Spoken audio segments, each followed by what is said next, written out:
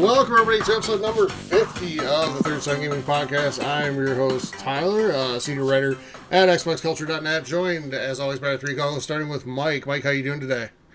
Doing pretty good, man. Kind of like Matthew McConaughey and Celine Dion doing a duo. All right, sounds good. Also joining us, our other two normal co-hosts, starting with staff writer at xboxculture.net, Graham. How you doing? Well, did you just say I'm normal? Let the record show I'm normal. No. You're still very Canadian. I'm still very Canadian, and I'm doing really well. Awesome. I had a goal to finish a game on the weekend, and I did, which usually I make these goals and it don't work out. So I'm very stoked that I got another one off my list. All right. Also, staff writer at xboxculture.net, Eugene. How are you doing today? I am very excited today. I'm very pumped about today's episode. Episode 50. That's pretty awesome, isn't Oh it? yeah, And I was going to mention that. not just Oh, great. not just episode 50, but we're introducing kind of a new format. And to help us launch that is the editor-in-chief of xboxculture.net, Anthony Dennis, joining us all the way from Australia. Anthony, how you doing? Good, thanks, Tyler. I'm doing good. Hey, welcome. First of all, thank you for joining us. Thanks for taking the time. And second, why don't you tell us a little bit about yourself? Well, as you probably heard, I'm Anthony, obviously. I'm the editor-in-chief of Xbox Culture and also the co-owner. I'm Awesome. from Australia, obviously, or as we like to call it, Australia. As I've been gaming since the age of 6 and started out with DK64, Donkey Kong 64 on the Nintendo 64. Very And cool. I've been writing and editing since I was 15 and I'm now 20, so I'm doing pretty good for myself, I'd say. That's All right. awesome. Well, I was going to say, honestly, with your accent, I thought you were French. French, all right. We put some shrimps on the bobby. Yeah. so speaking of France, I don't get that much. Speaking of France, last week's episode, we had the most downloads from France we've ever had. So thank you to France. Hey, for to our that. French listeners. So yeah. Awesome.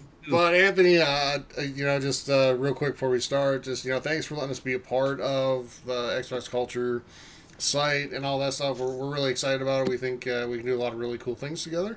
And Yeah, definitely. yeah, and we're definitely, I can speak for myself and say I really enjoy writing for the site so far. So, really looking forward to what we can do.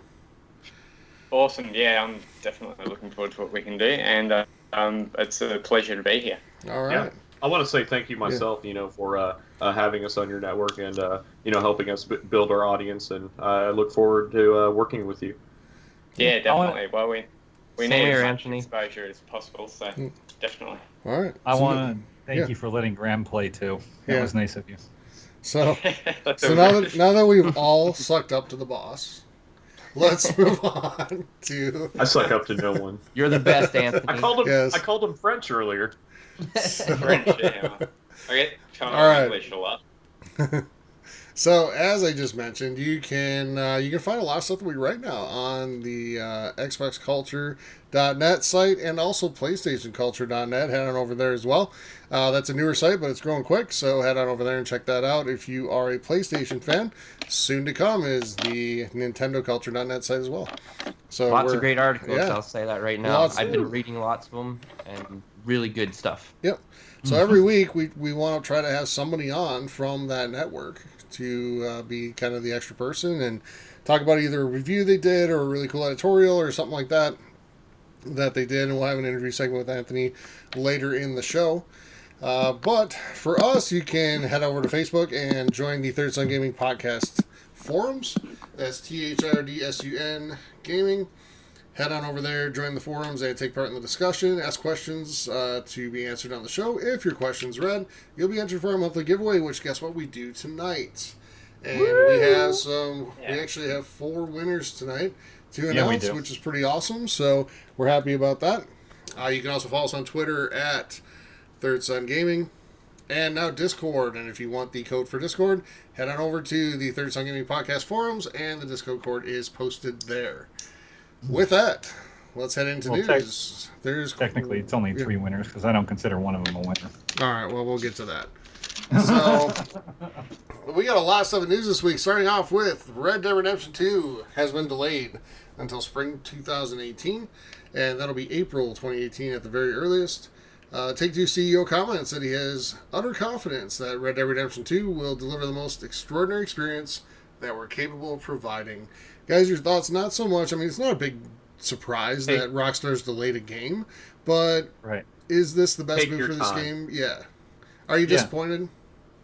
No, I'm not at all. You know why? Because this is going to be on a big scale. Red Dead Redemption was a biggish game, but it wasn't as big as GTA 5 or anything like that. Right. Now, when they come out with this new one, it's going to be huge, and the multiplayer is going to be just as robust as GTA 5. So I fully expect, them to make sure that this product is ironclad and ready to rock and roll.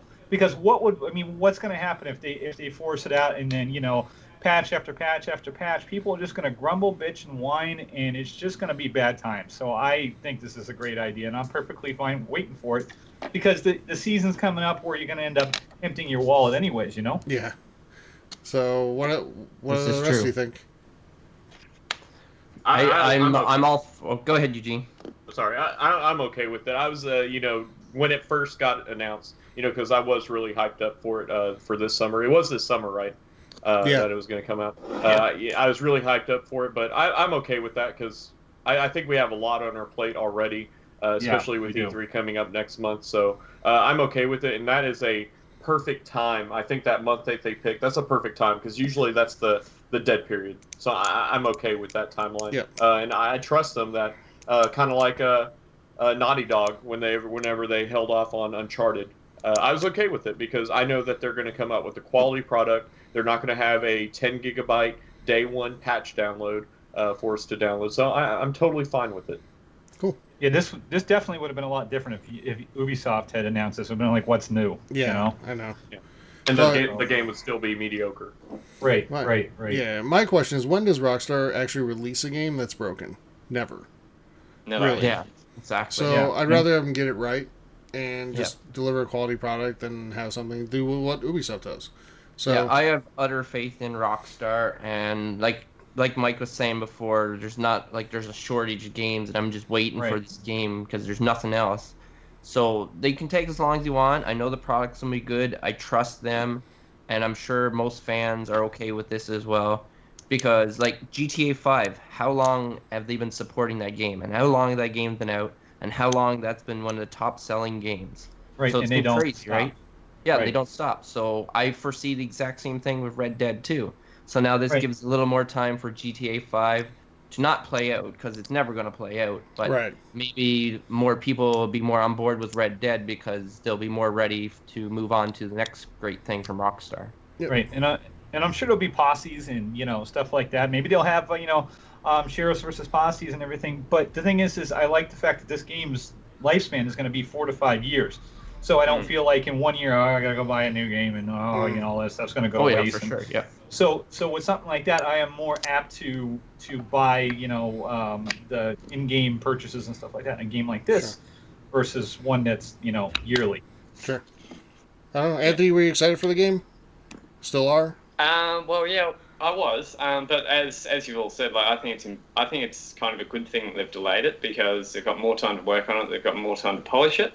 And with the Scorpio coming out this year, I think it's good that they've kind of pushed it back till next year, because there's already going to be a massive, great excitement for the new console and all that. Oh, yeah. And kind of if they release it when they release the Scorpio, then it might just get pushed under type thing, so people might just forget about it. So I think it's a good thing that they've delayed it till next year, and I'm still going to be picking it up, definitely. Oh, yeah, absolutely. And to be honest with you, like when I saw the story that the game had been delayed, my first reaction was, oh, yeah, that's coming out too.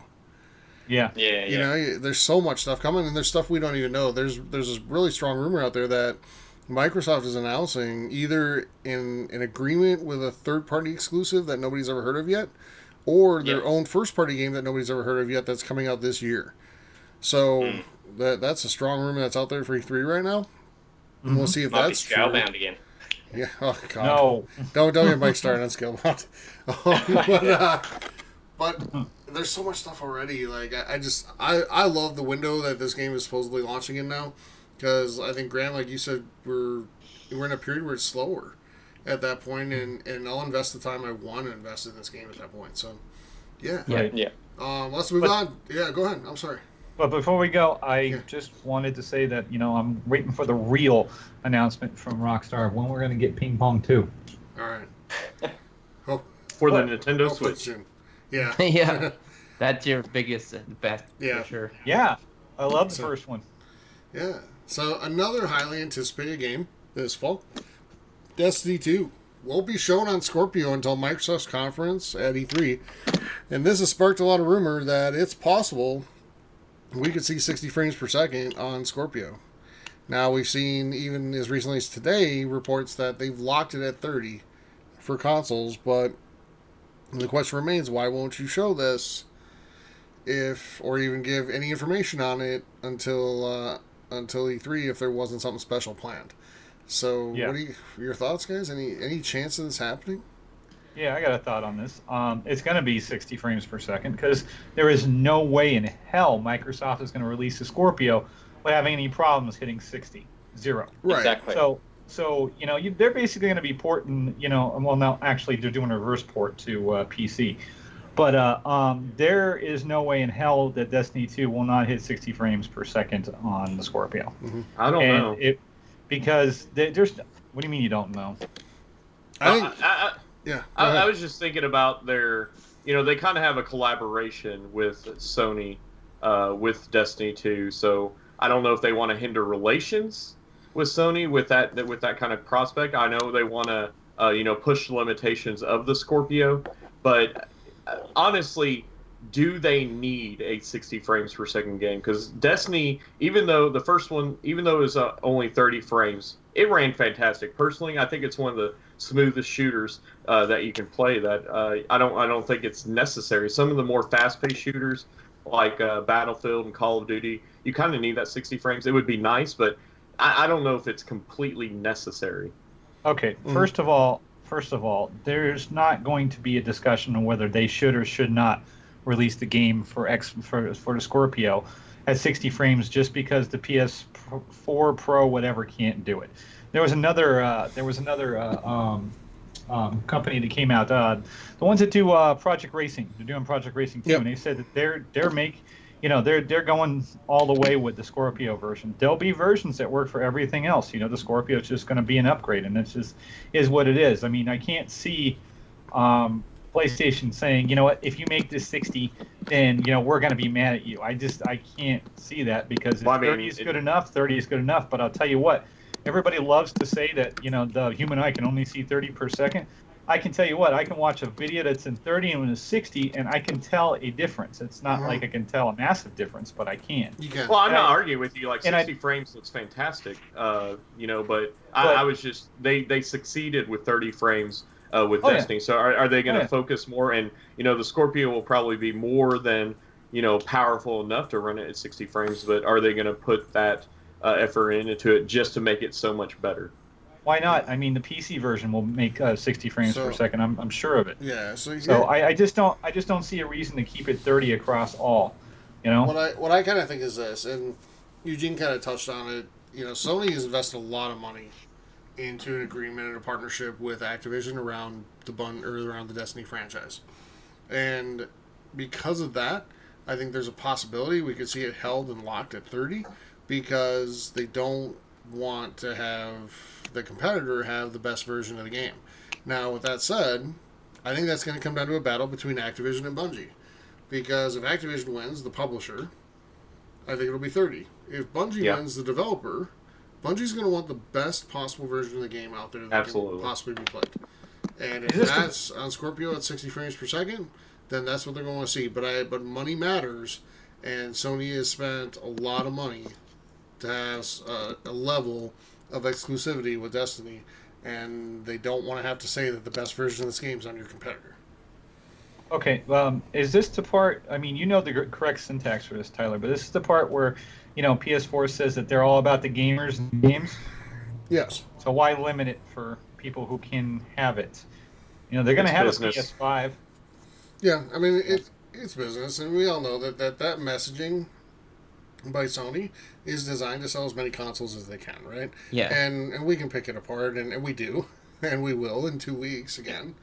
But it's just, it's messaging designed to sell more consoles and more games, and it's all feel good and it's great and whatever. And that's why I think Scorpio is a big deal. And like Anthony, we had an article on Xbox Culture this week. I think just today, maybe, or yesterday, kind of arguing why Scorpio maybe wasn't that big of a deal. And it was a very well written story, but I would argue the opposite. I would say that the 4K adoption rate being so much faster than what HD was 10 years ago. Mm-hmm. And you can get for the money, in my opinion, the Vizio P series is the best 4K TV for the money. You get really good HDR, you get a quality 4K picture, and it's good for movies, gaming, and sports, which are all matter to me. And you can get a 50-inch now for like $800. Mm-hmm. Not cheaper, actually. Yeah. So on the other day for $399. Yeah, that's a pretty good price, and I think, but the bigger point I want to make is why it's important. Think back to 2013. What got all the PlayStation people so energized? The feeling that their console was the best. And exactly. And now, if you just put this charge of energy into your Xbox fan base, saying we have the best console, that's a big deal. Even if they personally can't take advantage of it, they don't have a 4K TV yet, just the knowledge that, their side, so to speak, which is dumb, but whatever, has the best console, is energizing to them. Yeah. And I think it's a big deal. In the gaming world, the Scorpio is a really big deal. But overall, the big picture is just your casual gamers or whatever like that. It's not really going to be enough because it's almost going to be too powerful what most people are going to want it for. So I see this as a console that's going to be really powerful for a long time, and it's just going to gather more Steam power. Mm-hmm. But I think right out of the gate, more people are going to be hesitant because it's nice that it does give you a little boost and make your games a little bit better. But until we really adapt into like the 4K generation, I still think people are going to be hesitant, and the price is going to be a big thing to like either lessen that or make it more apparent. So once we realize that price, it's going to determine a lot. But right out of the gate, it almost seems like even like 60 frames per second, even like Eugene was saying, like it's not quite necessary. Like we played like Halo 5, and that game looks amazing, and I'm guessing that's only at 30 frames per second. Mm-hmm. So I don't. I think so, and I think even like Battlefield 4, whenever it came out, there's a huge outcry about it. Yeah, Battlefield 4 was 30. Yeah, but was it necessary? I know they put it in the latest Battlefield, and it looks 10 times better. But is it necessary? I don't think the style games that style game it's truly necessary. I hear that, and I hear the argument in my head of is it necessary to have 4K? No, it's not necessary, but it's kind of like there's still an. But it's nice.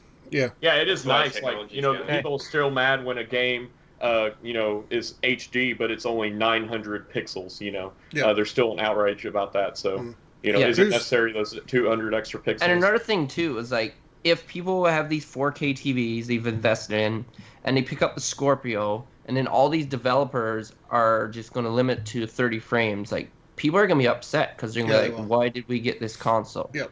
So I hope this is not just going to like cause like kind of a war, an internal war that it's got to be. They're not going to limit it. There's a reason why they're doing this, and it's because they're going to have two different configs. It's like on a PC changing the specs for the game. You're going to be able to play it at 60 on the Scorpio. You're going to have it, at high res and the shadows, at full bore and everything like that. As well with the Xbox One, you won't, and that's how it's going to roll. Yeah. So you're spending your money to get better, a better look and more FPS. I mean, and they're not going to limit everything to 30 on the Scorpio. I can't see a reason at all why they would do that. Well, the only reason is the agreement. Bad blood. Yeah. Yeah, that's what I say, and you don't want to burn any bridges. But we're bottom talking line about is one game though. We can talk about this till we're blue in the face. Yeah. But when E3 comes out in their conference and Microsoft has theirs, we're gonna learn so much. So we can speculate and talk blue in the face, but Well, no. And that's really soon too, like 2 weeks away. 2 weeks away. Yeah. So we will all know. So I can't wait. I'm excited, man. So Anthony, are you all in on Scorpio? Are you getting it? Probably not for a bit. I want to see how the reaction is for it. Okay. And see what it actually has to offer. Okay. But as far as Destiny with 60 FPS, I think they'll do it. Otherwise, what's kind of the point in them putting it on Scorpio in the first place? Yep. Yeah. If they're developing the same game for 2 different consoles, there's no point in them even developing a version that goes onto the Scorpio. Yeah. So I reckon they'll do it. But as you said, we'll see when it happens. Okay. My next question is: do you own a 4K TV, Anthony? Not yet. Soon. Not yet. So. Soon? Soon. For Scorpio, before or after? Probably or before. Is the Scorpio going to base your decision? No, I'll probably go on before. My sister's actually got a 4K TV. Okay. Oh, well. You gotta match up to your sister, man. She's got 4K and you don't. So what I'll tell you, at this point, don't get a 4K unless it has like true HDR. HDR10. Yeah. Yes. Yeah. For sure. Make sure you have that, and because it looks good. I still can't get over how good it looks sometimes, but I actually Mike actually agree with you. By the way, I think they're gonna announce 60 FPS. Yeah, I do. I don't see why you'd hold it if you weren't. Nope. But I think it's going to cause a lot of controversy, and there's going to be some real butthurt out there. But we'll put it in our predictions. Yeah. We'll put it in our E3 predictions, and Yeah. we'll score up the points to see how many predictions we got right. Including, by the way, how much will Scorpio cost, and when is it going to release? Because there's some people out there that think this console's coming out in like August. So we'll see. That'd be crazy. Yeah. I'm broke. Microsoft. I know. Yeah, I don't think so I'll the plasma center I don't think I'm ready.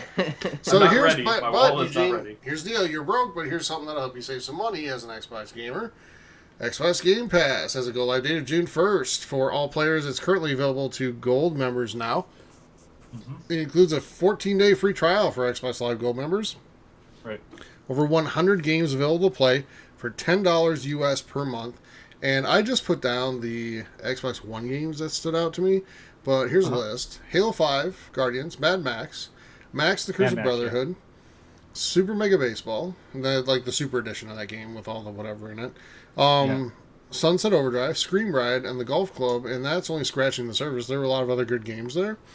Yeah. But Those are some good titles. that list alone is kind of worth $10 a month. Yeah, there were a couple other ones that really stuck out to me that I cannot remember right this second. The Golf Club, it's okay. But the Max, the Brotherhood thing, the Brotherhood has been free. Was free for like 3 months. Remember way back when they were overlapping them. Yeah. But what they put on there for when we first got it in the alpha. In the alpha, there was everything we already had. But now, I mean, there's hundreds of games on there. So all you need now, I mean, literally, is you need your gold, you need your EA access, and you need your Xbox Game Pass. Xbox Game Pass, and you don't need to buy anything anymore. Mm-hmm. You know, if you can't get down with that, then I don't know what to tell you. What I'll tell you, Microsoft, Phil Spencer, if you're listening, we hope you are. Is we know you are. We'd love to see like gift cards for Xbox Game Pass. So you can, how they have gift cards for like Xbox Live Gold, etc. But do a gift card for Xbox Game Pass for like 3 months, because that's something we would give away on the show.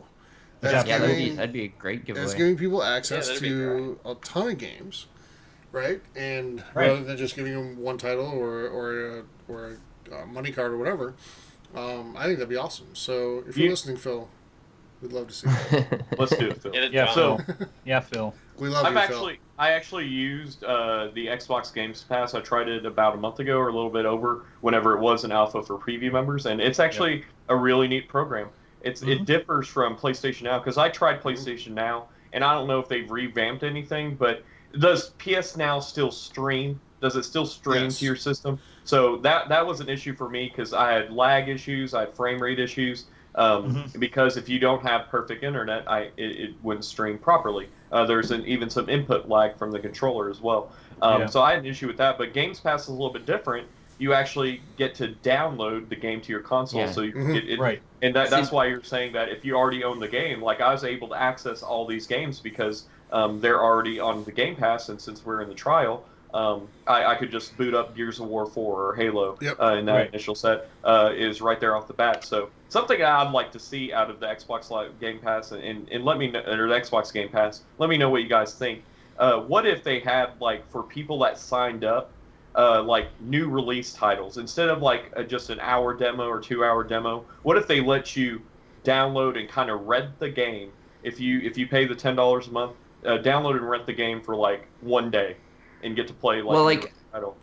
EA Season Pass was you would actually get the game 7 days early or whatever instead of a trial. Like when I learned that, I was like, come on, like really? Yeah, and the season Pass was want to the get best. the game anyways, and it's already made and all that stuff. So what's the big deal of letting us have it 7 days or 3 days? I'd like to see an extra incentive to being a member with it. I think they will too, because the games are great and everything, but like one of you guys said earlier, it's kind of some of the games we already have, and I'm kind of excited that they do. I don't know if I'll sign up for it, but some of the smaller titles like that golf game. I like golf games, so I want to try out Golf Club. I want to try out Screen Ride. Never heard of it. I want to try out these games. Even Mad Max. Mad Max was a great title, but I never bought it. Same here. So I want to try Mad Max. Yep. So some of these lesser titles or lesser popular titles.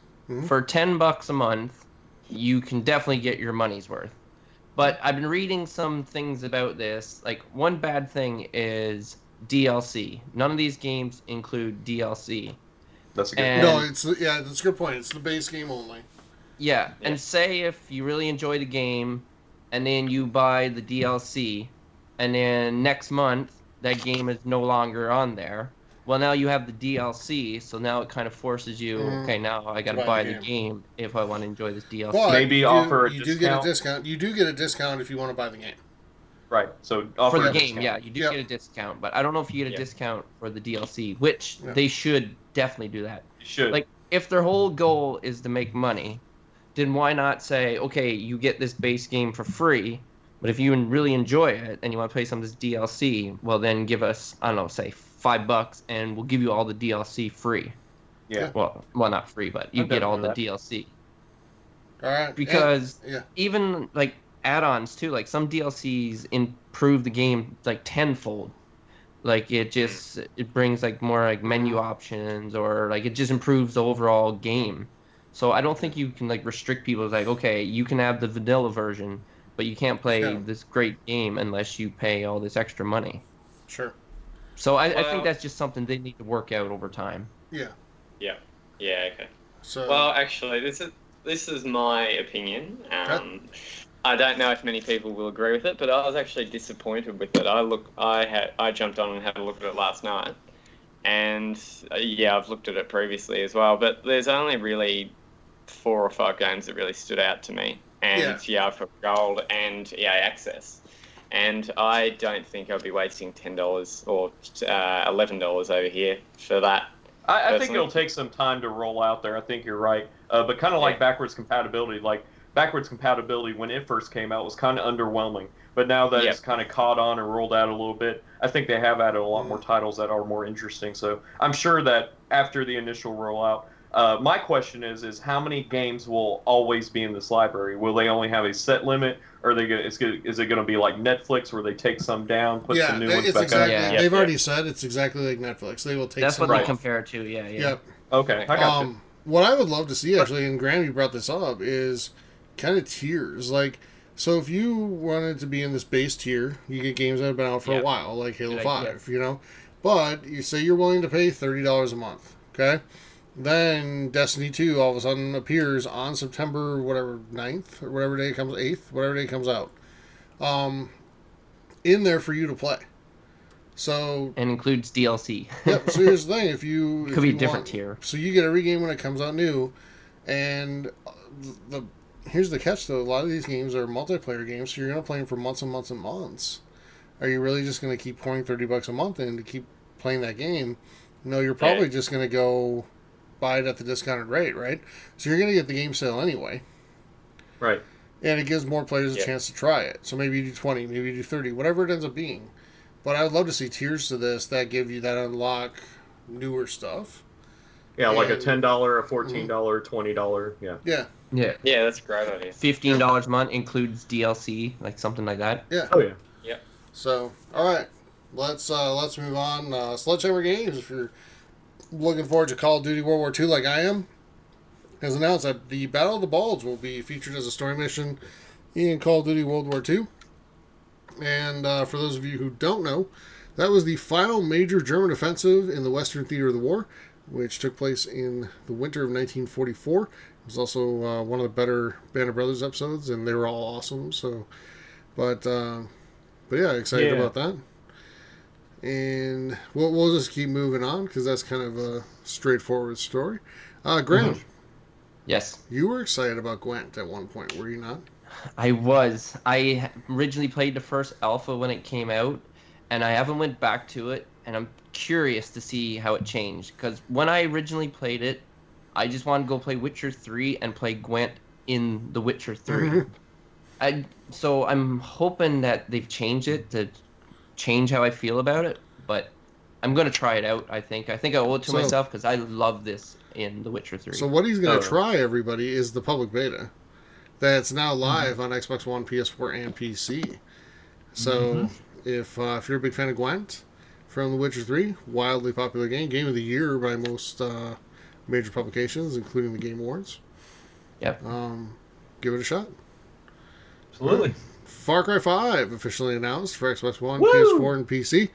And Anthony, I've got to ask you about this, because does this just further people's views of the United States around the world that it features a modern day Montana setting and religious fanatics as the villains? Well, we don't really have a preconception of America over here. Come on. Yes, you do. We don't. We don't. Yes.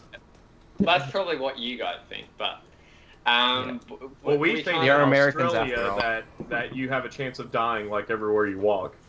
Yeah. That's what we think of Australia. Well, You're a real man. honest, That there's spiders falling out of the sky. That there's spiders that are like the size of a They football. shoot poison arrows. There's snakes everywhere that spray poison at you, and there's sharks everywhere.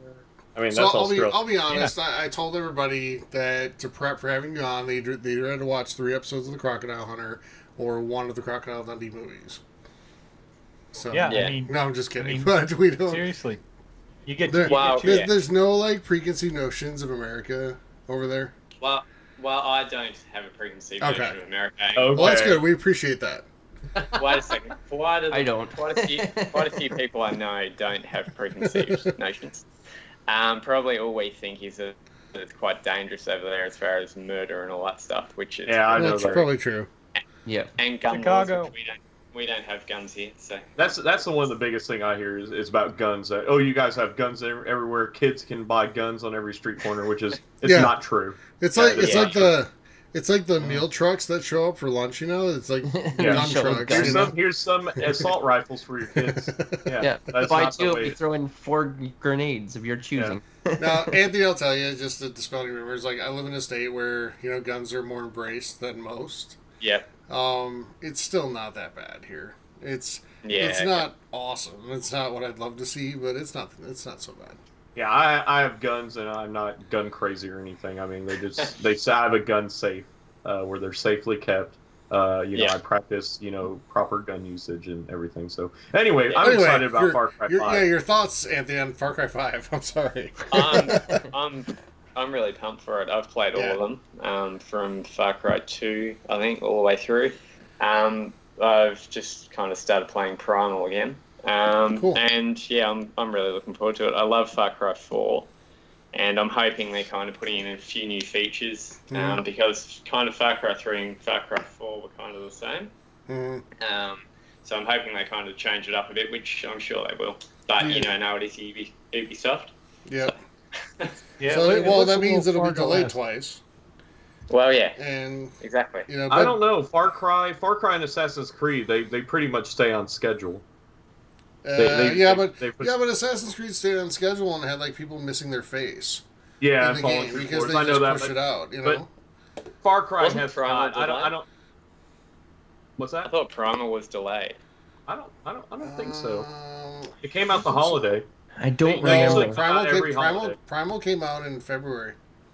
Oh, really? Yep. Yeah, I don't remember, but no, I love the Far Cry games, and since Far Cry 2, I haven't played Far Cry Primal yet. I bought it back in November for Black Friday, and I love this kind of setting in Montana because it sounds like something that could happen because we have a history of just some cult, some cult areas in the country where the a crazy dictator in that cult. And if I can see, like, it's probably going to be like a teenage kid on vacation accidentally, falls into this cult area and they get kidnapped and stuff. But I'm excited for it. Far Cry is great. They do their skill trees great. They have great storylines.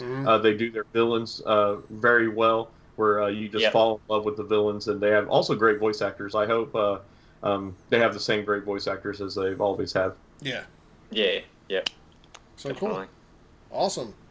So let's move on. And if you are a fan of Beam, the Microsoft streaming service, first of all, congratulations for being one of the few so far. And second, you'll be happy to know that the Beam service has been rebranded as Mixer.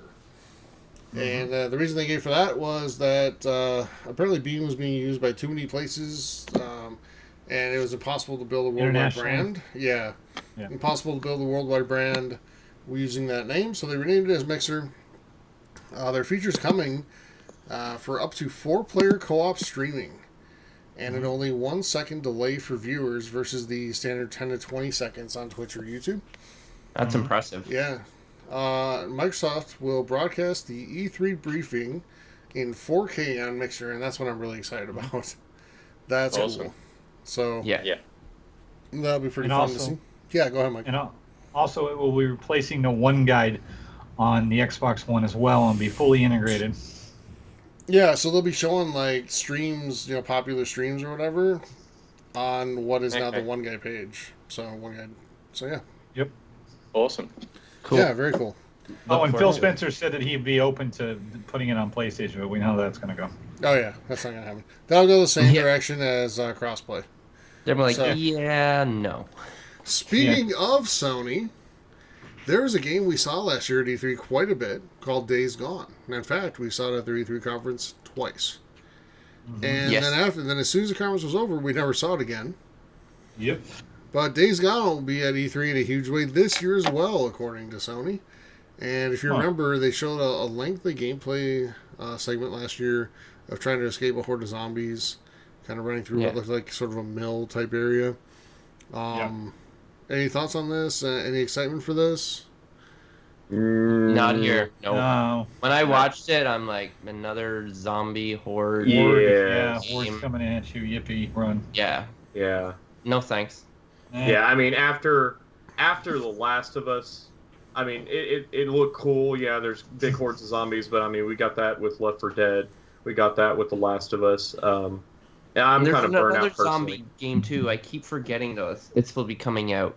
It's the part 2 of it, and that game looked pretty good. So I think when it comes as far as the zombies, there's way too many of them. So people just have to like pick and choose maybe one, and this would not be the one that would make my list. So Graham, did you know there's a Walking Dead either first person or third person shooter on its way? Yeah. I did hear that, and will you get I don't know. Like I'm a big Walking Dead fan. Like you are a Walking Dead Bobo. They kept talking about this one app. I think it's called No Man's Land. It's supposed to be really, really good, and I just haven't brought myself to try it because I'm okay without it. Like I'll just stick to the TV show. Graham, did you play the last Walking Dead game? Not the Telltale series, but the last. They had an actual full-blown release. Yes, the one that featured like Daryl, right? Yeah. Oh, that one. Yeah, that was bad. Flop, though, right? No, as far as Walking Dead, I bought it. I've only played the Telltale series season 1. That's all I ever played. Season 2's pretty good. I've started it up. I was going to get it, and then I realized I didn't have the first one because when I played it, it was on my old roommate's PlayStation 3. We went in on it together or whatever like that. So I'm like, okay, I'll play the second one. And they're like, oh, you get to load your game from before. And they're like, no save file. I'm like, oh, you kidding? So from what I've seen so far, your first save file, you don't need it. But play the first one so you understand the characters. play the I first do one, understand. see the I did play it, right? And Okay. I remember it really well. Yeah. So then you have no worries. It's free on Xbox. Get it on Xbox. Play it. Yeah, it's fun. All right. I did download it for free, though. Obviously, take advantage of that. Okay. But nothing on Days Gone, guys? You're good? Kind of looks like Dying Light. Yeah, it does. Yeah. It really does. Oh yeah, I forgot about Dying Light. Yeah. You know, Yeah, if it shows... Dying Light was great. If they show that it's more like Dying Light at E3, I'll actually be more interested in buying it. Because I do have a PS4. It's my MLB machine. But it's... I mean, I it's didn't not really a bad like console. the gameplay trailer that they showed. Like it nothing seemed really exciting. It's just mowing it down. It's almost like a Dead Rising where you just mow down 500 zombie. Well, no, Dying Light was good, and Mike especially. You finished it, right? Yeah, I did. Yeah, I love that game. Dying Light was a solid game. yeah. I'm not a horror person, so I won't be into it.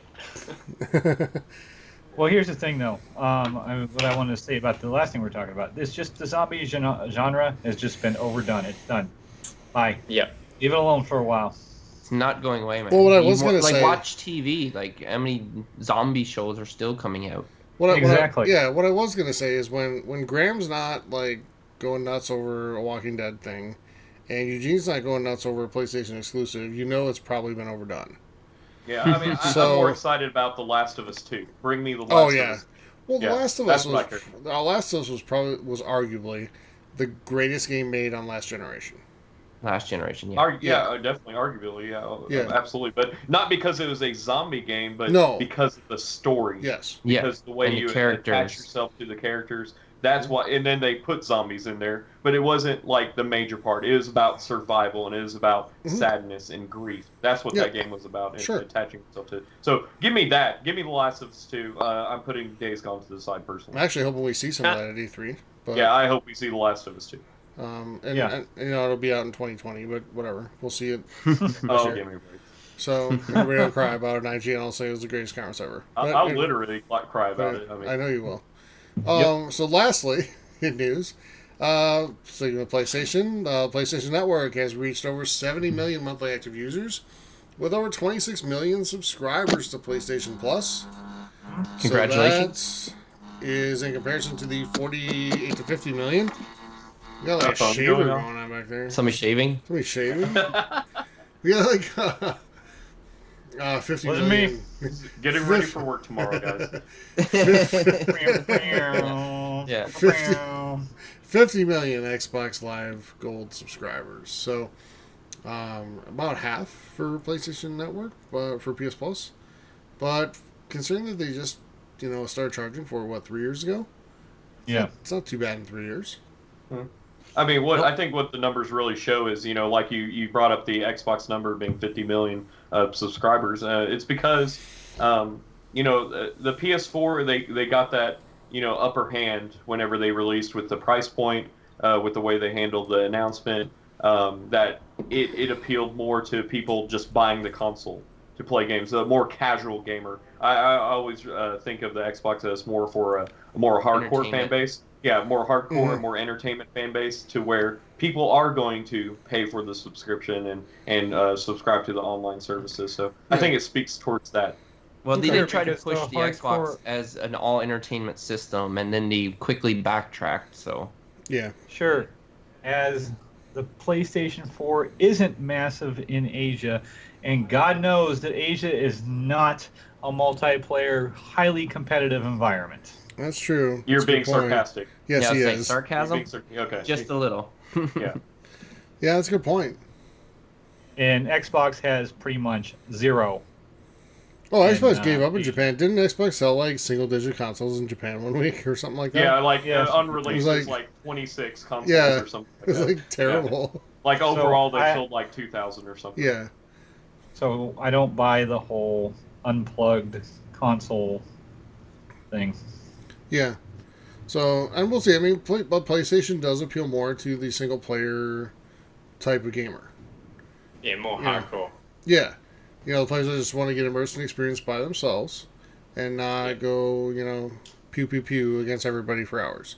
And let's face it, Xbox is much more geared towards pew and like sports games and stuff like that. It just and is. you know the Asia market, they are big in online gaming, but most of their online gaming is either it's going to be on PC. You know, they're into big into MOBAs, big into online multiplayer on PC, competitive games like that, and also they're big into mobile. So yes, they have a lot of PlayStations over there, but they play a lot of JRPGs. They play a lot of single player games, not really in a network environment on the PS4. Yeah. They also play a lot of fighters too. Mm-hmm. Yeah. Oh yeah. Yeah, Oh, like definitely Street Fighter. Yeah. Yeah. I always get creamed on Street Fighter and Mario Kart from Canadians too. Canadians are really good at Mario Kart. Huh. Hell yeah. Well, they got to be good at something. Well, especially on the That's ice, especially on the ice levels. Yeah, hockey and that's what it is. Too many ice cards. Yeah, we're really good at hockey too. Well, no, they're not very good at hockey. As my co-host would say. Yeah. If they had ice fishing on the Xbox and it was multiplayer, they would rock the world on that too. I'm sure. I'd buy that game. Graham Hell Ice Fishing 2018. There you go. Made by EA. Hey, Graham Hill's as popular as Don Bradman, so why not? What's that cricket game? Don Bradman Cricket. Oh, Don Bradman Cricket. I'd say it's called cricket. How does that flow in Australia? Dennis. Anthony. Anthony. Sorry, Mr. Dennis. How does that fly in Australia? It's not that big here. We're big into cricket though, and AFL, which is rugby. Well, we call it rugby, like right? Rugby. Well, we've got rugby here and AFL, which is football, but you call football gridiron over there, don't you? Hand egg. We call it hand egg. So, American football. Yeah, American football. So what like the British call football, we call soccer. And and the British call football hand egg. Something like that. I've never heard of that. No, but really, you haven't? Do they That's been an internet meme forever, calling our football hand egg. But yeah, our football is with the helmets and the quarterback and all that good stuff. Yeah. Yeah. Okay. Yeah. Ours is just AFL is more kicking it through a goal. Okay. Yeah. So you're not allowed to run through a goal to get the point. You got to kick it through. Okay. But we've got soccer, cricket, and football are pretty big over here. Okay. That's cool. Hey, Eugene. Seriously though, Sega Bass Fishing. Yeah, I had it on 360. Oh, such a great game. Yeah, but the problem is they didn't slow it down. They just put it out on 360. So when you're looking at the water's like Yeah. Epilepsy, fall over off your chair. So it's fortunate that I can't play that game because of that, because it gives me a headache. But I wish that they would have. I'd be down for a good fishing game. Mm-hmm. Yeah, me too. All right, are we good? All right. Yeah. Also, I think that was a good discussion about PlayStation Network. So the PlayStation Network transitioned into cricket and then bass fishing. So have a nice tangent. Yeah. All right, that's gonna do it for news this week, everybody. Going on in the big releases department, but we definitely have some titles worthy of mention. It all starts on May 30th when the VR world will finally get their chance to play Star Trek Bridge Crew. This is a VR simulation where you and 3 others are in charge of a starship and must all work together to complete missions. This game releases on both PC and PS4 and will run on Oculus Rift, HTC Vive, and PSVR. So also releasing on the 30th, we have Victor Vran Overkill Edition, Locke's Quest, Tropical 5 Complete Collection, Perception, and Astral Duel Deluxe. Now, Victor Vran, Overkill Edition, Locke's Quest, and Perception all share the 30th as its release date with other platforms. So those looking to get Locke's Quest can get it on PS4 or PC. Or if Victor Vran Overkill Edition is something that catches your eye, you have the choice of getting it on the PS4 or Xbox One. Gamer score or trophies. You decide. And if deciding what system to play your game on is a real challenge, then you'll be happy to hear that Perception is being released on Xbox One, Nintendo Switch, and PC. Decisions. What to choose. So you have those. Now moving on to the 31st, we have 3 Xbox One titles to choose from. We have Thea, The Awakening, Dragon Bros, and Tokyo 42. Now, Tokyo 42 will also be released on the PC the same day. So there you go. Got a little more choice. And for the 1st of June, we have a Nintendo title that will be released for both the Nintendo Switch and 3DS systems simultaneously. And that title is Blaster Master Zero, but this time it is the EX character Ikoro. I don't know if this is an add-on or an addition, or this is the physical copy because the original Blaster Master Zero was digital only.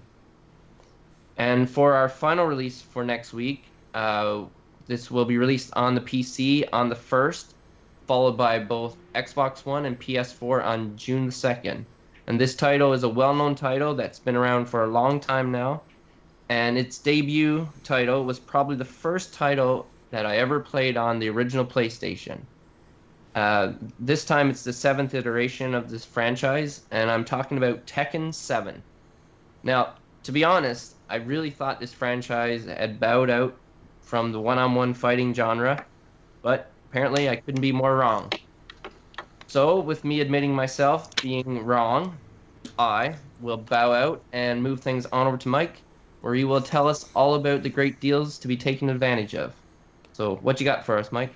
Actually, before I start, my friend, I wanted to ask you something. That new Tropico bundle, with everything included, do you have a price point on that? I do not have a price point. I'll look it up and I can let you know after you're done. Thanks, because that I'm very interested in.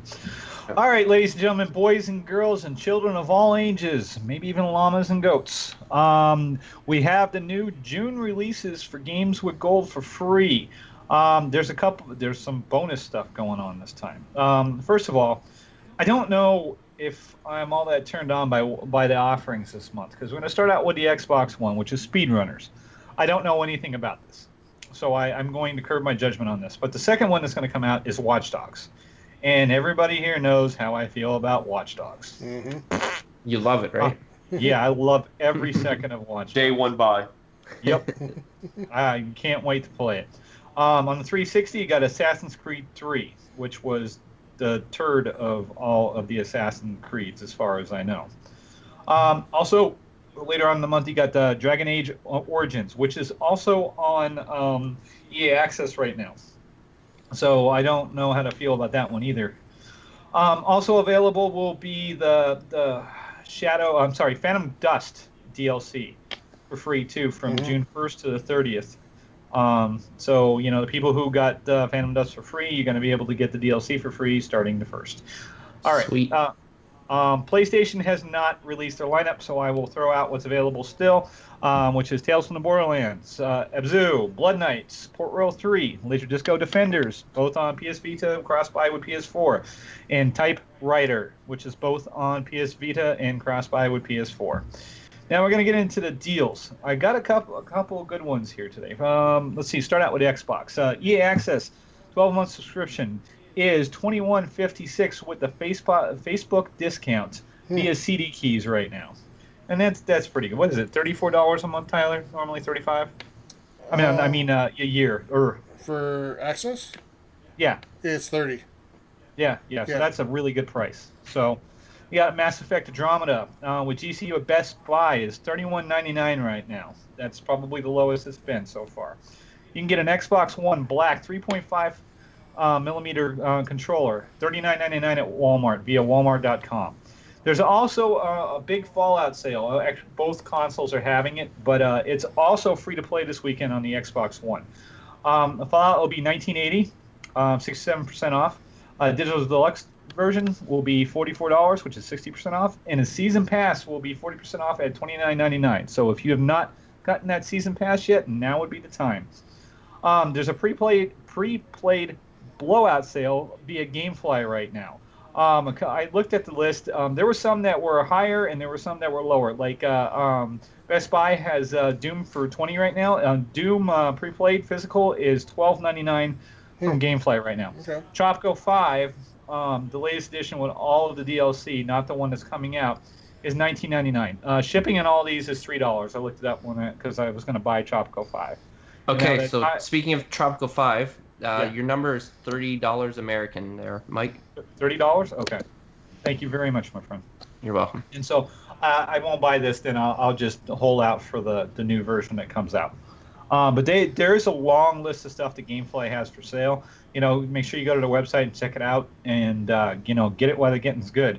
And don't forget too that Xbox just released their monthly subscription and stuff. Don't forget about GameFly, because it's like at Netflix. You can order DVDs and just like games and stuff. I find that nowadays they seem to be out of the limelight because nobody talks about them, but they're a solid service, and I've used them in the past. So Don't forget, that's also another option as well. So we're going to skip over to PlayStation. PlayStation 4 Slim 500 gigabyte console Call of Duty Infinite Warfare bundle is $219.99 when added to cart on newegg.com via eBay right now. There's also another console if you prefer to get the Uncharted bundle, same specs, $239 at Antonline via eBay. PS4 Slim 1 terabyte plus additional DualShock 4 wireless controller is $299.98 at Dell right now. Digital Bloodborne Complete Edition is $20.99 at Amazon. PlayStation VR plus the camera is $399 on Amazon right now. Fallout 4 on PSN is $19.79. So I mean, it's 1 cent cheaper than the Xbox, and they're both doing their specials on it right now. Physical Overwatch Origin Edition is $25.99 at Target with 30% off via Cartwheel. And lastly, for them, it's the DualShock 4 wireless controller in silver, $39.99 at Newegg with promo code EMCFCD52. So, if you smashed your controller or whatever, now's a really good time to get one. And there's one thing going on for the Nintendo Switch. Toys R Us Online has a bundle for $4.99. Comes with the console, the gray one, gray or black, whatever you want to call it. 1-2 Switch, Legend of Zelda, Breath of the Wild, Mario Kart 8 Deluxe, and a Switch Essentials Kit. And that's it for me. I'm wiping my hands of this. Take it away, Tyler. Thank you, Mike. So let's move into what used to be the What We've Been Playing segment. Now is going to become the interview segment. So, Anthony, dun, dun, dun. Yeah. Anthony, are you ready? Yeah, sure am. All right. You sound enthused, my friend. Good luck. Yeah, I know. So it's not like you're on trial. Yeah. Where were you when? Yeah. So we want to get to know you a little bit, and thank you again for joining us in this episode. And you are the editor-in-chief and co-owner of XboxCulture.net. So how long have you been doing that? I started about 2.5 years ago. Okay. So before our current layout, we were on a different. It wasn't WordPress. It was something else, a pretty old layout. I started there, and I was just a normal staff writer. And then I moved on to, after about 3 months, moved up to a managing editor role. And then 2 weeks later, surprisingly, switched over to editor-in-chief. Awesome. And been an editor-in-chief for about 2 years now. So cool. Hail to the chief. So what what's the direction that you want to see the site go? What goals do you have? And where do you want to be in a year or 5 years? Well, I would say the most important thing is to increase our views, which has happened, probably doubled in the past 3 months because of N4G. We've been putting a lot more stuff up on N4G. I'm probably aiming at getting around 30-ish writers. So quite a few writers, and just looking at covering everything we possibly can. So moving into tech reviews and gaining relationships with developers and all that. It's all very important stuff. Otherwise, you just can't get anywhere, really. Cool. Quite difficult as well because it's such a niche subject. But it's all for the passion. But absolutely, and one thing that I love so far, being part of the team there, is that we tend to stay away from the rumor part of it. We tend to focus more on real news, real stories that are happening.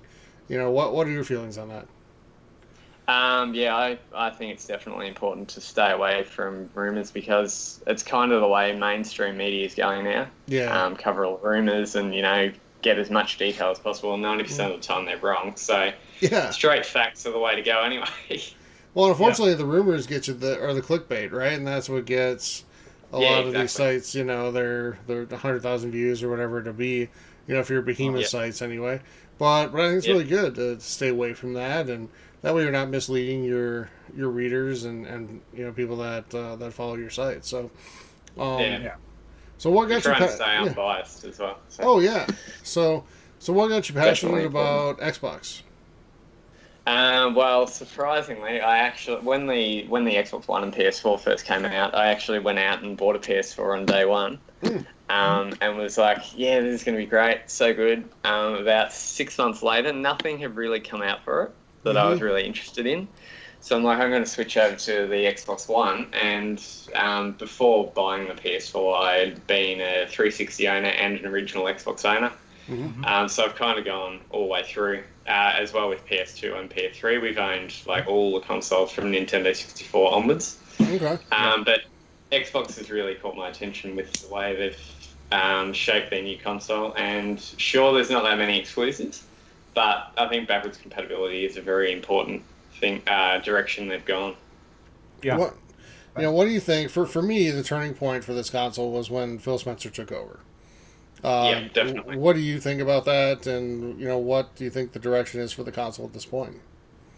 Well, with the Scorpio coming out, I think they've done well. But they've kind of salvaged the One because it was kind of going really downhill, and it still was. Yeah. It still was until Spencer took over, really. And the PS4 has absolutely thrashed it. But he's taken the console in a completely different way and opened up backwards compatibility and all that. And hopefully he's going to do a great job with the Scorpio. Yeah, not to sound too nerdy and too gamerish here, but every time I watch the guy get up on stage and talk, I just get energetic about and excited. The audience's attention. Yeah, he appeals to this era, I guess, so to speak, because he doesn't come in a suit and tie. He's got his jacket over some t-shirt, it's relevant to what he's doing, and jeans, and just says, "All right, here's what's going on."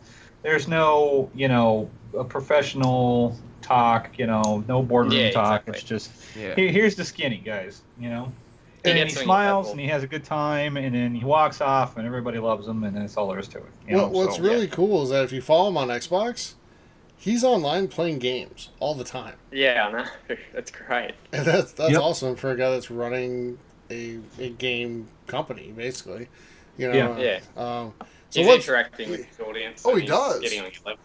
And I know, Phil, again, if you're listening, I know that once twice a year, you go on smaller podcasts to help build them and build the Xbox brand. So just let you know. Hint. Yeah, we're totally willing to do that. Yeah, we will allow you to come on. Yeah. So we would put up that nice one episode. So well, hopefully, I'm actually going to the EB Expo, which is kind of an E3 for Australia. Yeah.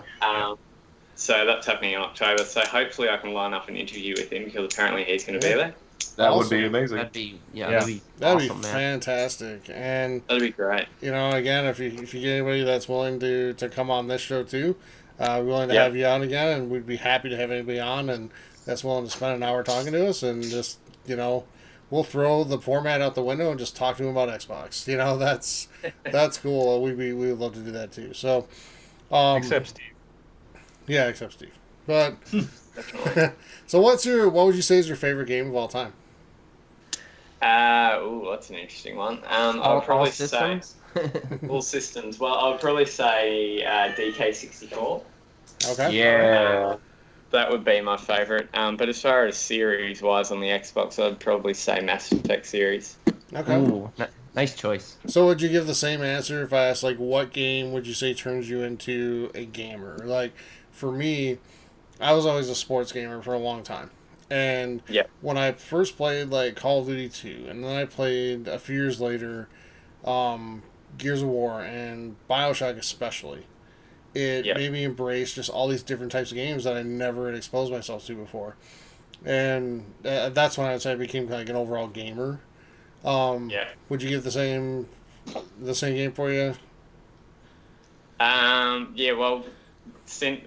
When we first started playing the Nintendo 64, I was, I think, 6. Okay. And my brother had quite a serious accident, and we were at a friend's house down in Geelong, which is in Victoria, near Melbourne. And we just got in there, and they had a Nintendo 64 and started playing and kind of got hooked on it then. and just never gave up since. Mm-hmm. And I think that DK64 was the most, probably the game that got me into gaming. It's a very underrated game. That was a great N64 game. Oh, definitely. It's the best one, I reckon. Diddy Kong Racing was amazing. Oh, that was a great racing game, yeah. Yeah, it's amazing out there when you know, so many people love to just kind of point at gamers and say, well, you just live in your mom's basement, you know, and you don't do anything. But games have a lot of impact on people in different ways. And, you know, even, you know, we've been lucky enough too. We've gotten emails from listeners like, you know, hey, I'd love to listen to you guys. Like, driving on the road makes it a lot easier just to listen about my favorite games, you know? Cool stuff like that. And you don't realize how big of an impact this industry has on people until you really start paying attention to it. Yeah. And it's just been steadily growing too. Like it's been amazing, the whole gaming world. And that's been one of the driving forces for me as doing this podcast and as a writer in gaming. And you know, do you agree with that for you as well, or what's kind of your inspiration and driving force to keep you going? Well, I'll probably say that it's the way gaming affects people's lives. Like if I pride myself on not getting depressed or anything. Yeah. But you know, people do suffer from depression, and when you're feeling down, there's no better feeling than getting onto your favorite game or whatever on your console. It just takes everything away that needs to be taken away. Like if you're had a bad day at work or whatever, gaming always picks you up, and particularly being able to jump on and play with your mates or whatever. It's a great experience, and it's an interactive movie, as people say. It is. Oh yeah. I've been saying that forever. Yeah, and it improves your reflexes and your hand-eye coordination and all that. So it's a positive thing. And I would even argue your critical thinking, etc. You know, with all the things you have to solve in games, things like that. Quick thinking and stuff. Yep, for sure. Yeah. And we just had what I consider a fantastic article on XboxCulture.net about, you know, gaming for the greater good, and I reposted it on our Thursday Network, Thursday Gaming Podcast forums Facebook page. You know, take a look at it. I think it's fantastic. You know, just talking about the kind of the effects, the positive effects that gaming has on people. And there's so much out there about the negative effects. Like, I work with someone who is like convinced that gaming makes you violent. You know, and I once responded to her with like, you know, I play Madden every weekend, but I don't come in and tackle our boss every Monday morning. You know, I was in that conversation. And I'm like, so that means after Dead Space, I'm gonna just take a saw and just hack somebody in half and cut their limbs off. You know? And then the response is, well, now you're just being ridiculous. You know, I'm just playing devil's advocate. Yeah. So there are people out there that are like that, and unfortunately, they have zero knowledge of what gaming actually is. They have this negative stereotype of, like, again, the person in mom's basement at, like, 30, you know? That doesn't have a job or any other ambition. And I don't think that's the truth anymore. I think gamers lead really balanced lives. I think they have careers and they have, you know, education and they have families. And it's part of that just kind of release for them to go into another world. And I think that's important. Yeah, definitely. I think it's very important, as long as it doesn't get taken too far. Right. Like, you watch Avatar and stuff like that, and you're going to be, put into this other reality or whatever. Yeah. As long as it doesn't get taken that far, then I think it's a great thing. So if you never want to see it taken too far, don't ever watch our streams of NHL. Because that gets a little intense. But wait till VR NHL comes out. Oh my god. Oh god. Right. But so any thoughts on E3 this year? What do you expect to see? You know, I know IGN's already proclaimed Sony to have won. But what are your thoughts on what you expect to see and what you're excited for?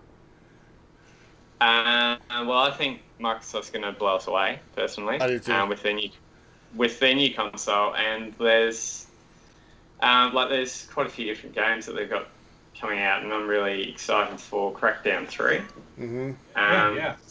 So I think they're going to surprise us with exclusives, because they've had a bad generation. So I think they've really got to step it up and go into a new generation that's going to just blow people's socks off. And they're going to definitely surprise us, in my opinion. But you never know, I might be wrong. You might, but I kind of agree with you, Anthony. I think last few years, at this point, we already knew a lot of what Microsoft was going to do. Yep. And this year, they're keeping everything really close to the chest. I think they're going to have something massive. Yep. Well, they've got to. That's the thing. Yep, they have to. And Yeah. I've said on this show many times, and I think they learned from Sony, because what really swayed, if you go back to 2013, the knockout punch at 2013 was Sony announcing the price. Yeah. I really think they're going to come in at $399 for the Scorpio. And I could be dead wrong. Yeah. Most people out there disagree with me. Yep. But if they come in at $399, I think that's the knockout punch. I do. My stocks will be blown away. Sony can't I think I kind of with disagree with you too, but I'm looking forward to seeing it. I think that's a good estimate. I'm still playing the prices right over here. I'm in at $459.99. So. Yeah. And we'll get into predictions and everything, but back to my point is that we've seen nothing and we've heard nothing about what they're going to do. They're keeping everything really close, and I think it's because I honestly like it that way too. I want the Christmas morning, not knowing my gifts, feeling, not my brother saying, "What's this? What's this?" Mm-hmm. Shut up. I want to be surprised. I want to have the reaction I had when they announced backwards compatibility 2 years ago. That was awesome. Yeah. That was Nobody saw that coming. Yeah. So that's really cool. So what? So I gotta ask. So you said you have a PlayStation as well. Do you still have it, or are you a PlayStation fan too? I actually got rid of that. Oh, okay. Yeah, so I got rid of the PS4 and traded it up for Xbox One. But now you're gonna start. Now you're gonna start some stuff. No comments. Here we go, butthurt times. How about a Nintendo Switch? So you own a Nintendo Switch? Anthony, I have to tell you, Anthony. Going back, and I'm sorry to cut you off, but going back all the way to episode 16, when the PlayStation 4 Pro was announced, it was a very underwhelming announcement. Would you agree? Yeah. And so so we referred to it a few times, perhaps, as the Semi-Pro. Yeah. And some upset Sony fans went onto our website and literally hacked the website and shut it down. Yeah. Wow. So. Butthurt. Yeah. It was amazing. It's not my fault that your console came out with just complete underwhelming specs. And by the way, the company that owns, the technology for Blu-ray doesn't have a 4K Blu-ray player in their system. I'm like, wow. I don't know what to tell you. Yeah. But the Xbox Scorpio's already confirmed it, or Microsoft has confirmed Scorpio's going to have the 4K player again, and that alone makes it worth the money because the 4K player standalone is like $300 or $400. So I know. Yeah. But yeah, exactly. But there is what on the Sony side would make you say that I'm going to go and buy another PlayStation. Well, probably. It'd probably be the amount of games that they've got. Mm-hmm. So just what about new God of War? Yeah, well, that's one of them. So that was going to be my question. Sorry, go ahead. I'll let you finish. Yeah. Well, that'd probably be one of the reasons would be exclusives, but hopefully Microsoft picks it up and I don't have to go and spend $500 on another console. All right. Yeah. I agree. So my question was, what exclusives did you play for PS4? Did you play any of the the big AAA titles like God of War or Uncharted, Last of Us? Did any of those grasp you at all? Well, I got it when it first came out, so I played The Order 1886. Killzone. Yeah, I know. Quite a few put me off. Yeah, see, those are kind of poor releases right off the bat. So I can see your kind of idea of process behind it. Yeah, but now. Go ahead. Yeah, go ahead. now with the increase in games like God of War and all that, I'd probably venture out and buy another one. I reckon. Give it a shot. But I love that he traded up to the Xbox One. I think that's fantastic. All right. Hey, I mean, I really want Phil Spencer on the show. You're just we got I this do. recorded too. I do. I want Phil Spencer on the show. let's bring Shuhei Yoshida on the show so Sure. I can ask him. Hey. Don't forget, Eugene. I've got that one very quick story about how the day that Sony, plunged Microsoft into the tank when I was working at Pioneer, and Pioneer had all the patents for the HD DVD. And it was either going to be that or Blu-ray. And I'm sitting there in a freaking boardroom at DiscoVision, which was their legal department, and the word came down that the support would be for the Blu-ray, and it was like, yeah. I remember actually, I think it was at Walmart. I was trying to decide between Blu-ray and HD DVD of. I remember that add-on for the Xbox 360. Yes. After I bought it, add-on. that's the funny thing. After I bought the HD DVD and came home, and I was like, I put it in the Xbox, and like nothing would work.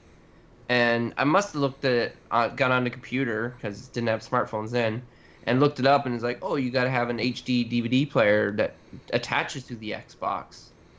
So till that day, I own a brand new. I forget the name of the movie now.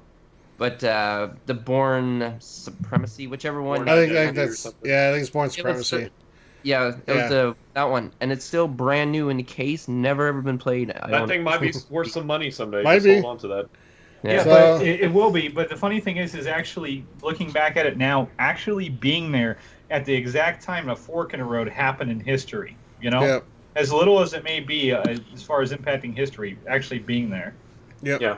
It's kind of like Apple and IBM whenever, Apple beat out, exactly. So, all right. Well, with that, let's move into discussion. Before we do that, though, I want to announce our winners for our monthly giveaway.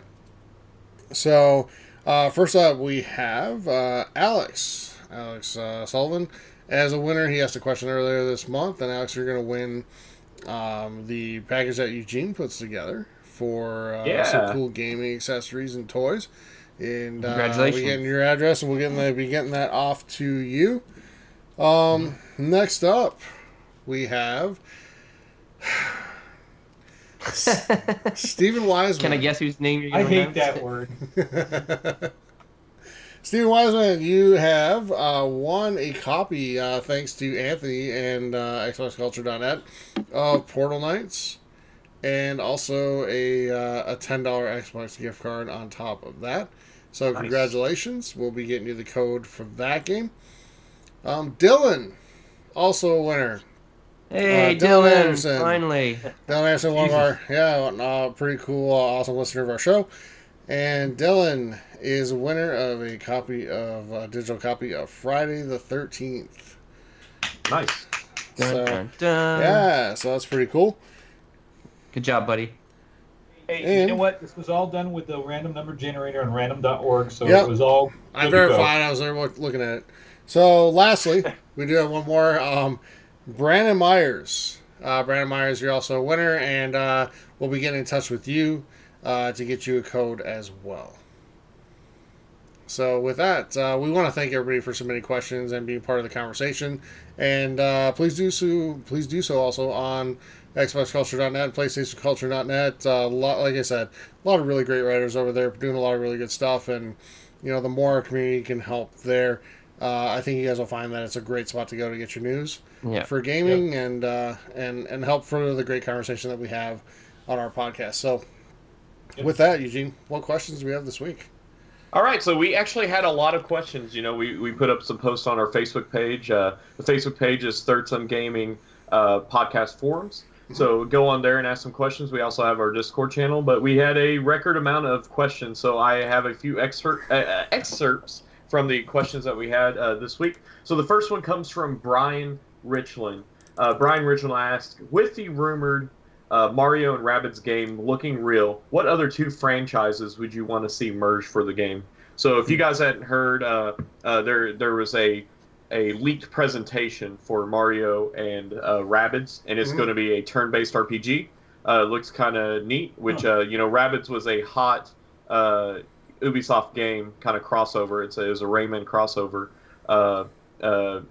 and it crossed over into whenever the Wii came out is a huge game. So now they're crossing over Mario and Rabbids a game together, and it'll be a turn-based RPG. So it looks pretty decent. So what kind of games would you guys like to see kind of merge together?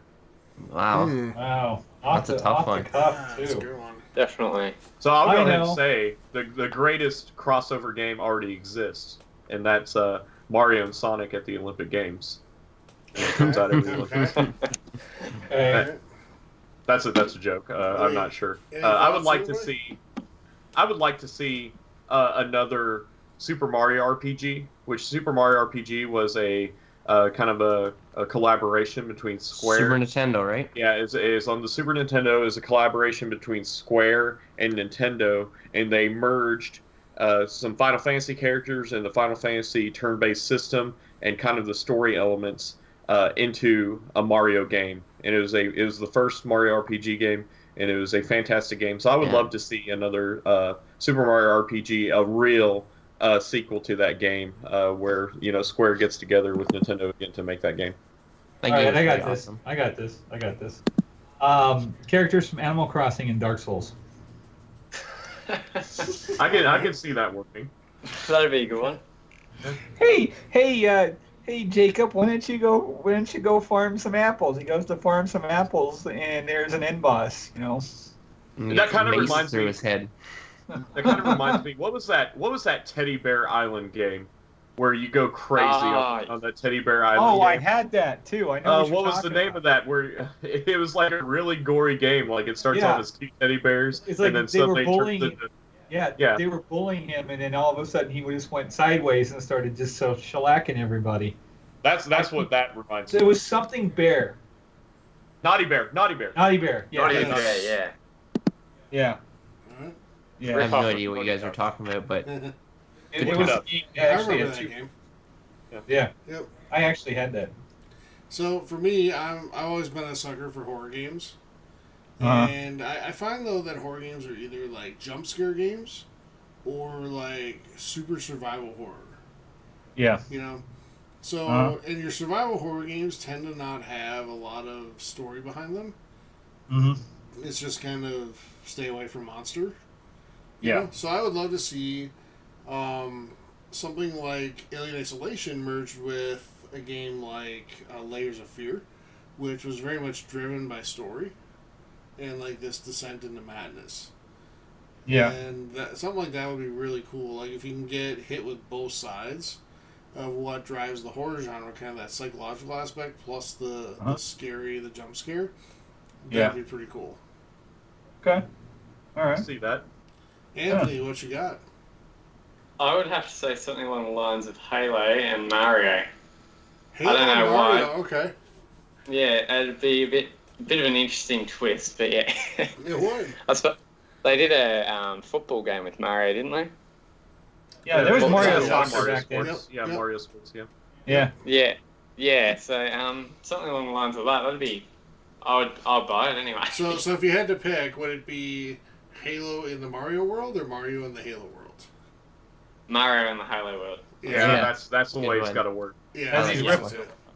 As he's ripping a clip, he's gonna jump up and hit the question mark block. There you go. Yeah. That'd be cool. Graham, did you go? Well, no, I didn't go, and I don't really have a very good answer. I'm just trying to think of something, but I'm gonna say I'll combine one of my two favorite franchises, Legend of Zelda and Fallout, and see how that mashup works. How about My Little Pony in hockey? Don't know if that'd work actually. That would be more your game, I'm guessing. I'm sure there's some kind of brony fan game. I'm sure there is. Cool. So that's an awesome question, by the way. Thank you. Yeah, it was got our gears going. So. Yeah. I had to think about that one for a second. Yeah. You stumped me. What else we got? All right. So Brandon Myers asked, do you think they are releasing new consoles too soon or changing them too often? Well, I would say at the pace of technology is going right now, our memory's getting smaller and smaller and everything's getting way more portable and compact. I would say this is no surprise. This is basically how it's got to go because, like, PCs now, 2 years later, like, such a huge difference of how fast they can upgrade and change and get faster and the capabilities. So I know it's like even older systems though, people still play it. Like it's not a bad system, but same thing with cell phones. Like if someone's got a cell phone now that's more than a year old, the thing is outdated and crap. But any cell phone like 10 years ago, if you show anybody this, you got like the fastest technology going. Yeah. So basically this is how the industry is. So it's about evolve or die. That's it. So I think this is the way it's got to be, and this is the way it's going to be. And I know some people can't afford it, and these systems are getting really expensive, but I don't see it changing. So this is the way it is, whether you like it or not. Yeah, Yeah. I agree with you, Bill. Graham, and I think there's a lot of frustration out there, and it's largely because people can't afford to just stay up with every single change, and I get that. But what I love, first of all, let's go back. So back in like the 90s and the early 2000s, there was companies were putting out a new iteration of a console every 3 to 5 years. Yeah. And we just recently got used to this longer cycle with the 360 and the PS3. Right. So, we kind of got spoiled with that generation. And almost to the point where the technology of the games was being pushed beyond what the consoles could handle. Yeah, so that's right. It was definitely time for a new console at the time, but what I love now though is that you get to kind of choose. You can have a standard PS4 or a PS4 Pro, semi-pro. You can have. Well, there goes the website. Yeah, you can have the standard Xbox One. You can have the Xbox One S, and then soon you'll be able to have Scorpio. Okay, talking about that, remember when we were originally talking about Scorpio and we thought there was going to be a trade-in system for the Xbox One S? Yep. But was that just a rumor, or was that something That's total rumor. That was just total rumor? Right now is a rumor. But I'm sure GameStop and everything like that will have trade your yes. S in. Yeah, they'll have some kind of promotion. $50 in credit because, $50. Believe me. Because originally my plan was when Scorpio come in, I would trade in my Xbox One S. The last go around, GameStop actually had a good promotion. Yeah, last time GameStop had a good promotion, it was like $150 to trade in your console. Yeah. Yeah. So maybe if something like that happens and I see it worthwhile, then I'll trade in my Xbox One S. But who knows? At that point, I'll be like, okay, maybe I'm going to have two 4K TVs at one point, so now I'll need both systems. Yeah. So I think what it comes down to is, I think 4 to 5 years, it's been for a brand new console iteration. Like we've had the updates, in between, but it's been a good 4 to 5 years, right, between the PS3 and the PS4. And between the Xbox One and the Scorpio, I think it's been a good time frame. I think what it comes down to is, hopefully in the future, as technology gets cheaper, that we'll have better opening price points. Because I think that's the greatest frustration right now is most people, they can't afford $500 right off the bat. So they'll wait till a year later, 2 years later, where it's $200 cheaper, and then they get the new console, and then they're frustrated because that year, they announce, oh hey, now we have the Xbox One S. So hopefully in the future it comes down to a cheaper price point at the beginning, to where it's not as stressful and it's not as aggravating. Just imagine a day where a new game console is just $300 every time, for the newest PS5 or, we can dream, but I think that's what it comes down to, is to get rid of those frustrations, better opening price points. When the Xbox One S came out, like the only version you get right at the beginning was the 2 terabyte one. So right. You don't need to force people to buy the most expensive like they did with that. Sure. Yeah.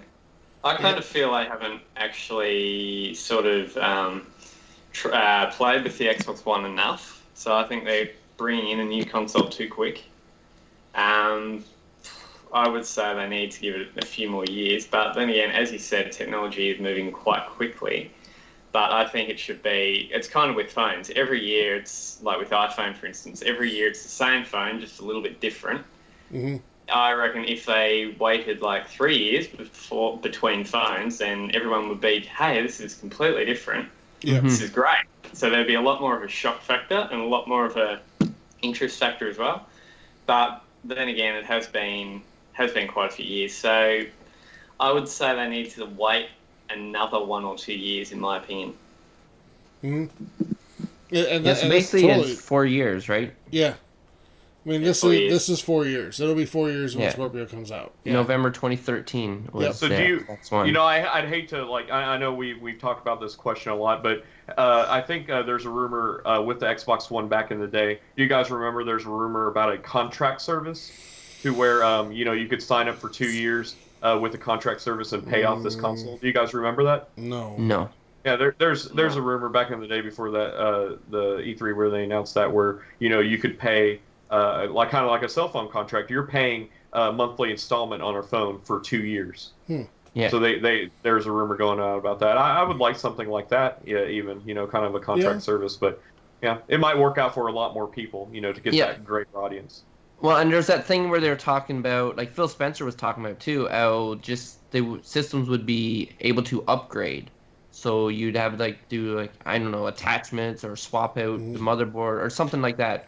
Like I don't know about hot swappable, or you'd have to take it in. But there's also a thing where you just get one system and you just keep upgrading it. So I don't know if there's gonna be a time when that will ever happen, because that could cut costs. I mean, it's happened before. It happened with the Nintendo 64, the Super Nintendo, and where you could add on attachments and things. Yeah. Sega Saturn. Mike, any thoughts? Yeah, I think about 5 years is probably about right. One of the reasons why I'm interested in the Scorpio is because I have been in IT all my life, even to the point where I was putting in cards and computers where you had to adjust everything with jumpers, and it wasn't just plug and play. I don't want to deal with the constant upgrades with the PC. You know, every 6 months or so, a new video card comes out that, you know, you have to full start, you know, and just... I'm good with every 4 or 5 years, you know, investing in a new system that's going to end up costing me $400 to $500. I'm fine with that. And if you look at the Scorpio, it's going to be behind the PC, the fastest PCs. You know, it's going to be an average PC basically, and that's cool. That's fine with me. You know. Yeah. So, well, you said average PC, but I was reading that the video card is more powerful than the 1080, and that's pretty impressive. You mean in video? I'd be surprised to see that. That's what it said. It said the bandwidth is faster than. I would be extremely surprised if the video card was better than an NVIDIA, because that's all they do. Yeah. All right. So, they do motherboards, but whatever, or did. Anyways, with that being said, Tyler, I don't have a problem with it. Okay. Eugene, what's next? So, from Bryson Heil, what are your thoughts on the short list of exclusive games for the Xbox One? What do you think they might have cooking up? Well, we kind of touched on it earlier. There's a rumor out there, for what it's worth, that, you know, that Microsoft either has an exclusive agreement with a third-party AAA game that has yet to be announced, coming out this year, or that they've got a first-party game, AAA, that hasn't been announced, that's coming out this year. I don't know. What they have right now for exclusive isn't enough. Yeah. It's not a good launch lineup for what's essentially a brand new console. Yeah. I foresee a lot of IPs. I do too. I think we're going to see a lot of stuff. I really think we're going to see Halo 3 Anniversary. I didn't even think about that. And I still think there's an outside chance we see Halo 6, but I doubt it. I think Halo 6 is next year. But I really think we'll see Anniversary. I think that all the stories that are said, we're not going to see it. Yeah. I think that's just trying to throw us off. But I will say my early E3 prediction is I think we'll see Cuphead be downloadable on the day of the Microsoft briefing. That would be nice. So, I'd love to see another Elder Scrolls, actually. Yeah, they've been really buddy with Bethesda, haven't they? Yeah, I know. So if they could jump on board and make it probably wouldn't work, but if they could jump on board and make an exclusive Elder Scrolls for the Scorpio, that'd be great. But I would say that they're probably just going to jump in and make another Tomb Raider. Yeah. No, I can't wait for another Tomb Raider, man. I'm so excited. I still haven't beaten Rise yet. Oh man, so good. so good. First one was so good. Second was I love so the good, first just one. a little better. Yeah, but if you love the first one, then this one's probably like, I wouldn't say twice as good, but it's so much better. Yeah. Yeah, second one had me absolutely hooked. Oh yeah. It was really, really I good. wasn't actually that interested in the second one, surprisingly. Really? So what did do it I didn't for get you? into it.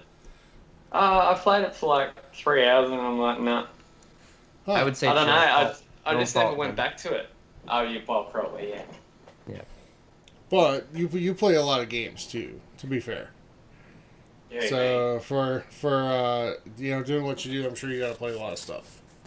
well, So I think I've got 80 something on my hard drive. that's a pretty good number. So Yeah. yeah. Mhm.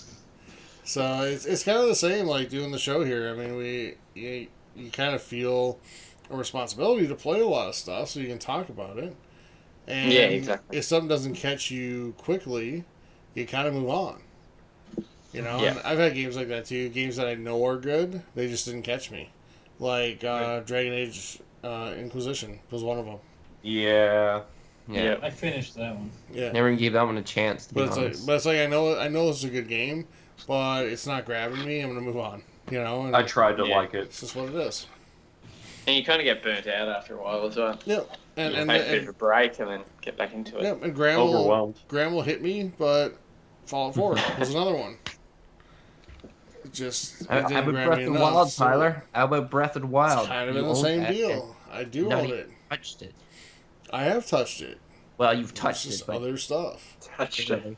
He Yeah. touched it when he picked it up off the shelf at the store. yeah, I know. Never turned it on. Which is a So- shame, but that's okay. So, all right, what else do we got?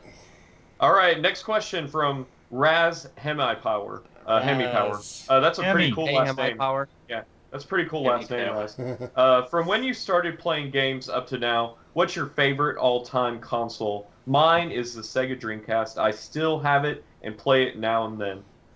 So I'll go ahead and go first. My favorite console, I have probably the fondest memories with Super Nintendo. Super Nintendo. I started out with the Nintendo, it hooked me, but whenever it jumped to the 16-bit saga and all the great RPGs that was on the Super Nintendo, that's where it really hooked me. I might as well follow up. I'm Super Nintendo too. Super Mario World, A Link to the Past, F-Zero, Top Gear, Mortal Kombat 3. So many amazing games. Yeah, that was a golden age of gaming during that time frame. That was. I would have to say Nintendo 64 as usual. I think I'm too young to have gone back to those other You're a youngin'. earlier consoles. Sorry, Yeah. Yeah, Well, I yes. am only 20, so. You're no. You can't even No? drink yet. Here. Well, I can hear, but I don't drink anyway, so. Good excuse. But yeah, I would say Nintendo 64 just because of memories, really. Just being a young kid. Sure. And 64 is pretty amazing too, man. GoldenEye, Majora's Mask, Ocarina of Time, Donkey Banjo-Kazooie. Kong Country, Oh, yeah. the Star Wars Rogue Squadron, Star Yeah. Wars. Yeah. All Star Wars games back then were great. Oh yeah, Mike, how about you? That's an interesting one. See, I go back farther than you guys. Atari. Yes. Commodore 64, yeah. Yes, I do. I just remember pissing myself laughing and crying with a friend of mine playing Mario Brothers, the original one, on ColecoVision. That one was hilarious. But I know, again, I was only like 7 or 8 years old. As far as all the consoles go, man, I got to tell you that I understand Raz on the Dreamcast, because I remember just having brutal games with my friends and neighbors on tennis, Virtua Tennis, and stuff like that. So I'm gonna have to side with Raz on this one. I had a blast with the Dreamcast. I talked to Raz about it a little bit. I mean, the Dreamcast had such a great library. Such a great library of games. It did. Yeah, Yep. Shenmue, Never ever Resident known Evil, Virtua Fighter. I mean, it had a lot of great games. It had Shenmue. Did they have to get on stage and beg for money? No, they didn't, Oh, they because didn't. Okay. this was back in the old days where you had to make a good game too. Oh. And there for was the also no such thing as a patch. True. Yeah. So- Yeah. So I'll say this. We'll never see those days ever again. No, those days are gone. So, I've heard nothing but great things about the Dreamcast, but I never had it. Yeah, So I didn't know can't- anyone who actually owned it. Yeah. I couldn't. Yeah. So I can't say.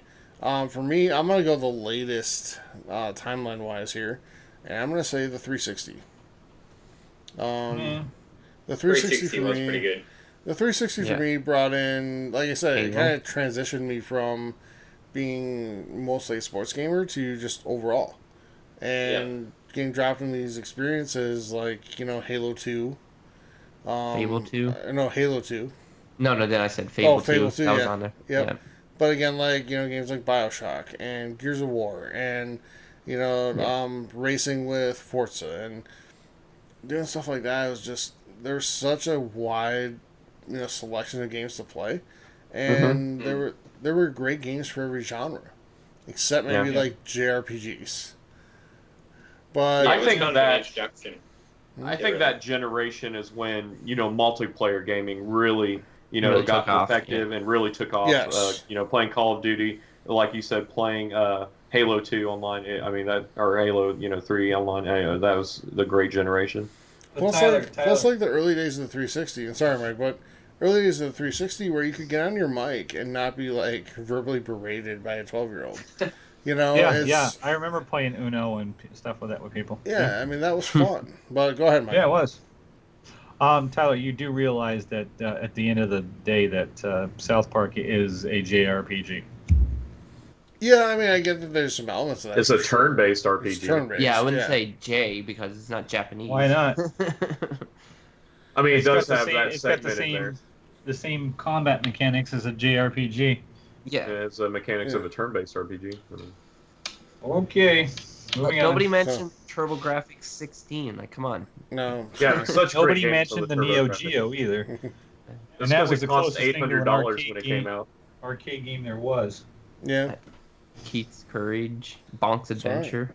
Yeah, we complain about the prices of consoles nowadays, but I mean, back in the day, it was Atari like Jaguar, where it had the Aliens Jag versus was like Predator, which was actually good. $900, for one of those. Yeah. The only Really? good That's how game. much those systems were back then? Wow. Yeah, No they're- wonder I didn't know about it. Nobody in Newfoundland could afford it. Yep. All right, G. What else we got? Next question from Dylan Anderson. Did you guys pick up Injustice 2 yet?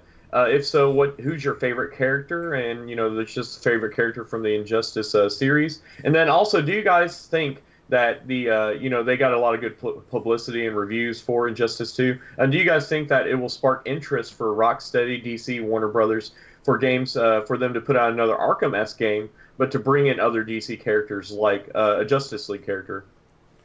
So I'll go first. I don't have the game. I kind of want to get it, but I right now it's just not a good call. With all the other stuff I want to play. So I don't have it, so I can't say. That's it for me. All right. Well, I'm terrible at fighters, so it's really not going to be something I'm going to buy. I do have Mortal Kombat X. I played Injustice 1. They're good games. As far as what you're talking about getting all the extra characters in, that's just basic money. I mean, they have the IP. They might, they got people who want to play all these far off characters and everything like that. They can throw anything they want into a game. Sure. And if they bring back the Batman, like a new Arkham, they're going to concentrate on Batman and pretty much one villain and then have like 3 sub-villains, something like that.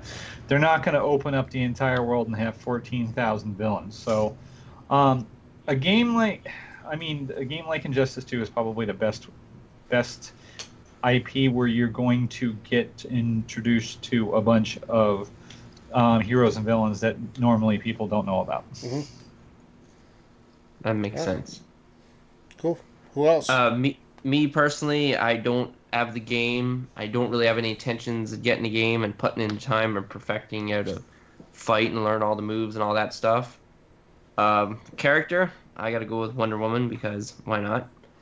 And as far as another Batman game, I'm sure there's gonna be one coming out relatively soon. There will.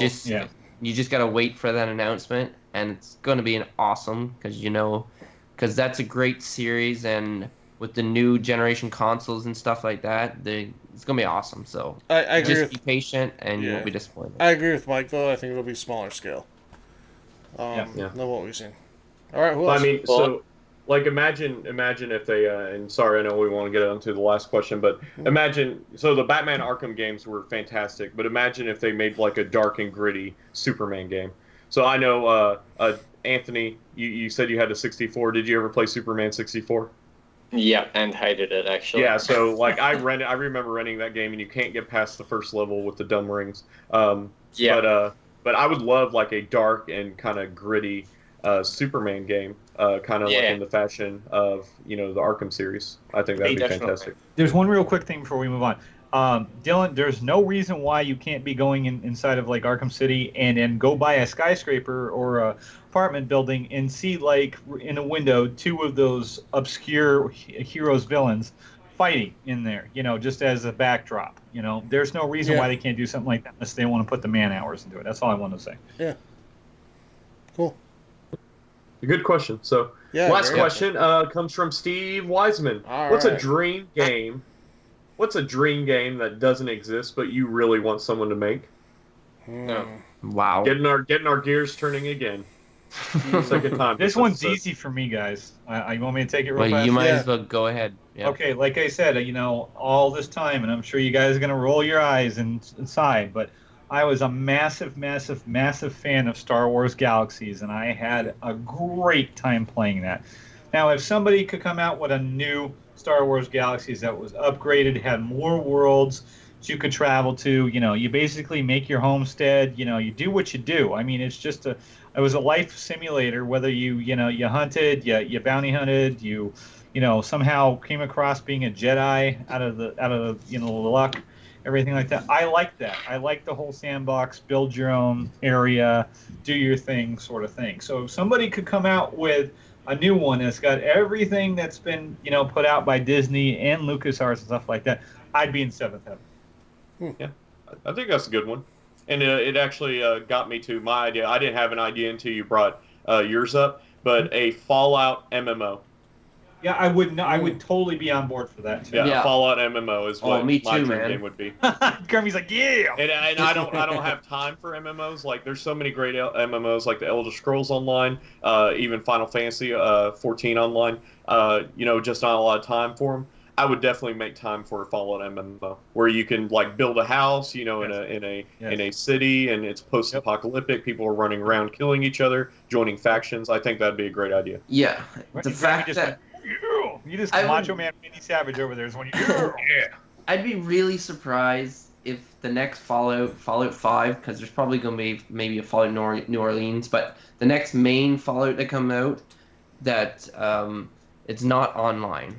They need to come out with one where you can have like your friend join in, or you go whatever, just more interaction.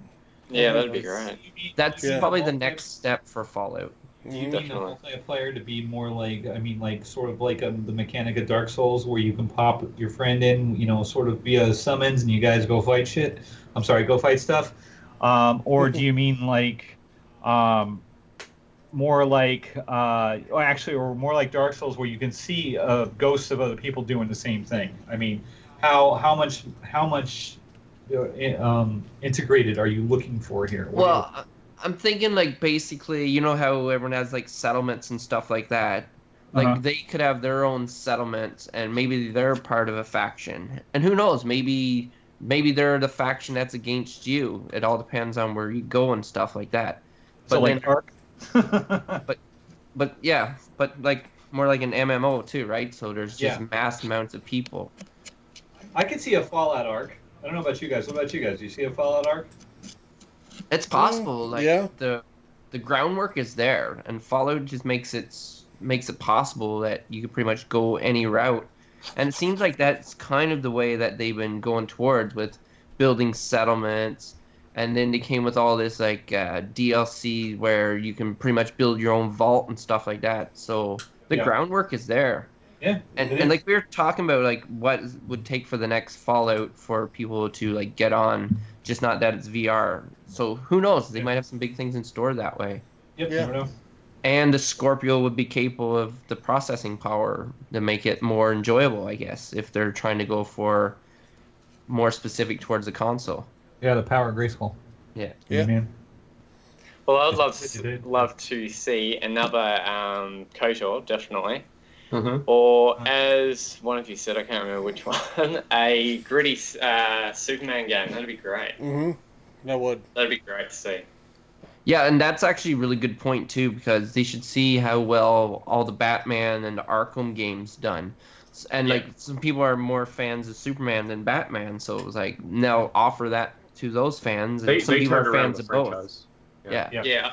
So I think they've worked they can do that with the Batman series, but I think they need to move on to something else, like a different character would be great. Like see. Superman. That's a great exactly. prediction. Like that's a great idea. Yeah, exactly. Mm-hmm. Sure. All right. Is that it? All right. That's it, man. All right. Cool. Well, first of all, talked out. Yeah, I know. Well, first of all, Anthony, thank you so much for joining us. Yeah, thanks, dude. We really appreciate No it. worries. Thanks, Great man. to be here. I do have one question for Anthony, real quick. Yeah. I have to ask. Do you have Boy Scouts out there, Anthony? What? Boy Scouts? Yes, scared. we do, but we call them something else. Okay. Do you get a badge if you step outside of city limits with flip-flops on? No. No. Because I can just imagine just stepping outside of city limits with flip-flops on, and endgame nature boss is coming up, and you got to run, and it's all over. You got flip-flops on. Well, we call them thongs over here, which is a bit dirty to you guys. Yeah. Yeah, we call them. All right. Cool. All right. Cool. Well, thanks again for Random coming facts. on. We thank you. Yeah, we really appreciate it. Hopefully you had a good time, and I know you've been excited about doing a podcast, so hopefully it kind of lived up, and we'd love to have you back on many times. So thank you, and thank you everybody out there for listening to episode number 50 of the Thursday Gaming Podcast. Yeah, congratulations to our winners of our monthly drawing. And we're just getting started with that, guys. We're going to be giving away a lot of stuff E3 week, which is just 2 short weeks away. Yeah. So, starting with episode number 53, which will be, I believe, the EA briefing on Saturday, 2 weeks from this coming Saturday. So, thank you again for listening to episode number 50. On behalf of, let's see if I can get all of this right now, Mike, Graham, Eugene, and Anthony. I'm Tyler. And Anthony. Dennis. Dennis, Yes. Mr. Dennis. That's my name. Or James, either one. Dennis the Menace. So I'm Tyler saying thank you so much for joining us. We'll be back next week with episode number 51. Until then, everybody, stay safe. Head on over to xboxculture.net, PlayStationCulture.net, and the Third Son Gaming Podcast forums to get all your gaming news and information for the week. We'll see you next week, everybody. Have a great week and stay safe. Take Take care, everyone.